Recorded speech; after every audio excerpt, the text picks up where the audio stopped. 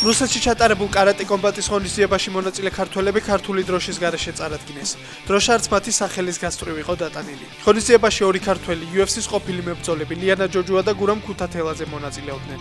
ჯოჯუას მეტოქეს რუს დიანა პოგოსიანს მისი ქვეყნის დროშა ჰქონდა როგორც პირისპირ დგომის დროს, ასევე ის ოქტაგონზე გამარჯვების შემდეგაც გამოიტანა. ქუთათელაძის მოწინააღმდეგე თურქ კადირ დალკირანს კი დროშა რინგზე გამოსვლამდე წელზე ჰქონდა შემოხვეული. პირდაპირ ტრანსლაციის დროს ქვეყნების დროშები სხვა ყველა მებრძოლის სახელის გასწვრივ იყო ნაჩვენები.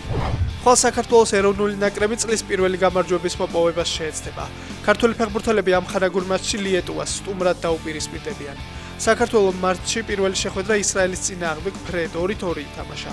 თამაშში 2 გოლი ხვიჩა კვარაცხელიამ გაიტანა. ლიეტუვასთან მატჩი თბილისის დროით 17 საათზე დაიწყება. არსენალი არ ნებდება და კვლავ ცდილობს ხვიჩა კვარაცხელიას გადაბირებას.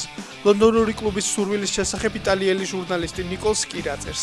მისივე თქმით, PSG-ს არ სურს ქართველი გარემარბის გაშვება, რადგან პარიზში მას უმნიშვნელოვანეს ფეხბურთელად თვლიან. გუშინ Daily Mail-მა დაწერა, რომ PSG-დან წასვლის სურვილი არც თავად კვარაცხელიას აქვს, რადგან ის კლუბში თავს კარგად გრძნობს.